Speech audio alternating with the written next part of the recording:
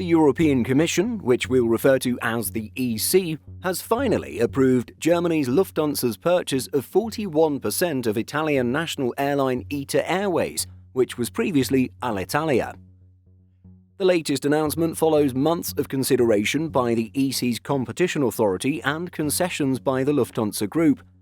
Well, in today's video, we'll examine this major European deal, what Lufthansa had to give up in order to attain regulatory clearance, and the quote-unquote swift integration planned by Lufthansa Group. So, if you're ready, let's get started. So, Lufthansa Group has now been cleared by Europe's competition authority to purchase a large portion of ITA Airways. The German airline group will buy a minority stake of 41% in ITA for €325 million. Most sources report that Lufthansa Group intends to acquire the remaining 59% of the airline at some point in the future. As per the agreement, Lufthansa Group can exercise an option to acquire remaining shares from 2025 at the earliest. The Italian government will hold on to this part for the time being. Lufthansa Group has been persistent in its pursuit of ITA Airways. The long-awaited EU approval comes following a lengthy investigation process initiated by the Commission. Brussels was analysing whether the ITA acquisition would adversely affect competition within Europe. Points of contention included the Lufthansa Group Airlines' so-called A++ Atlantic joint venture with Air Canada and United. Additionally, should Lufthansa Group acquire ITA, Brussels was worried about potential monopolies on certain routes within Europe and the transcontinental front. And so, what were EU regulators specifically concerned about? One concern initially raised by Brussels at the launch of its in-depth investigation was around long-haul services between Italy and North America. The European Commission believed that the two airlines would have a significant advantage in providing air services between the two regions. The Commission said this would be brought about thanks to, quote, close competition between ITA, Lufthansa or Lufthansa's joint venture partners through non-stop or convenient one-stop connections and convenient airport locations. As it stands, ITA Airways offers direct flights to 7 US cities and 1 Canadian city. But you may already know that Lufthansa Group isn't just Lufthansa, and that the group also includes major airlines like Swiss, Austrian and Brussels Airlines, among others. Thus, when analysing competition and market dominance, the EC had to consider connecting options via the Lufthansa Group's European hubs, including Frankfurt, Munich, Vienna, Brussels and Zurich. It's also important to consider the group's joint venture partners, which include United and Air Canada. Concessions proposed by Lufthansa and the Italian Ministry of Economy and Finance refused the possibility of cutting ITA's long-haul flights to North America, given how lucrative they are.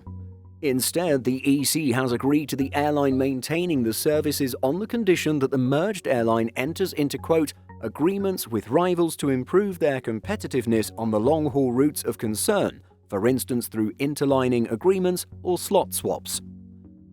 Such agreements, as interpreted by the Italian media, should have one of the following results.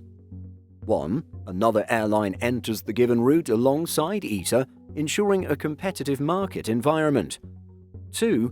At least 2 airlines must provide viable one-stop options, requiring only 3 hours more journey time than ITA's direct flight and a maximum stopover of 2 hours.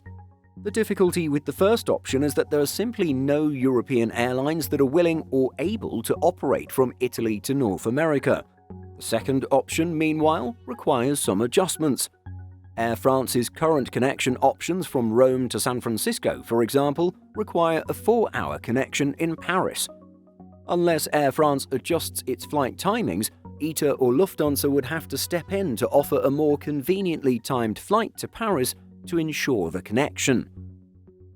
Another issue that prolonged the approval process was that of monopolies on routes within Europe. The EC felt that ITA and Lufthansa were typically the only airlines operating on flights between Italy and Central Europe, with Ryanair also competing but inevitably flying from more remote airports. The sacrifice agreed to by all parties reads as follows in a statement from the Commission. Lufthansa and the Italian Ministry of Economy and Finance will make available to one or two rival airlines the necessary assets to enable them to start non-stop flights between Rome or Milan and certain airports in Central Europe. In addition, the merged airline would need to ensure that at least one of the competitors entering the Rome/Milan to Central Europe sector also has access to ITA's domestic network to provide connections to other Italian cities. This concession is interesting as it goes beyond the basic measure of allowing a rival airline to join a given route. Indeed, it's a testament to growing concerns in the industry about the effectiveness of some of the Commission's measures to combat competition-related issues. Lufthansa and ITA's dominant position at the crowded Milan Linate airport was a related concern. The facility, which has very limited available slots and is the most centrally located airport in Milan, is currently an ITA base. Lufthansa Group airlines also offer services from this airport to their respective hubs. To allow a rival airline to enter the market on flights to Central Europe, the Lufthansa Group will have to relinquish some of its slots at Linate. Despite the concessions that Lufthansa Group has had to make, it is still considering this a win. In a statement, Carsten Spohr, CEO of Lufthansa Group, said that EU approval was, quote, excellent news for ITA Airways and Lufthansa and especially for all passengers flying to and from Italy. We look forward to welcoming ITA Airways and its outstanding employees as a new member of our airline family very soon. The decision is also a clear signal for strong air traffic in Europe, which can successfully assert itself in global competition. Following the closing of the deal, ITA Airways would be Lufthansa Group's fifth network airline. Rome-Fiumicino will become the Lufthansa Group's sixth and geographically southernmost hub. Just like other members of the Lufthansa Group, the brand name ITA Airways will be retained. The Lufthansa Group says that its multi-hub, multi-airline and multi-brand system provides ITA Airways with the ability to utilize numerous synergies such as worldwide sales, the loyalty program, miles and more, or also in aircraft and fuel purchasing. A quote-unquote swift integration has already been planned. Once the deal is sealed, the route networks of Lufthansa Group and ITA Airways are to be linked with each other through code sharing. An official statement also notes that commercial processes, IT systems, and purchasing processes will be harmonized as quickly as possible in order to exploit the numerous synergy effects. ITA Airways is aiming to join the Star Alliance in the near future, which ultimately means an exit from the SkyTeam alliance. It's a sizable shake-up for the European market and further consolidation to make the Lufthansa Group an even larger company. What do you think about this deal? Are you excited to see ITA Airways become a Lufthansa Group member? Or are you more concerned about one less independent airline in the European space? Share your thoughts by leaving a comment. Simple Flying publishes over 150 articles every week. If you're looking for the latest aviation news and insights, visit simpleflying.com.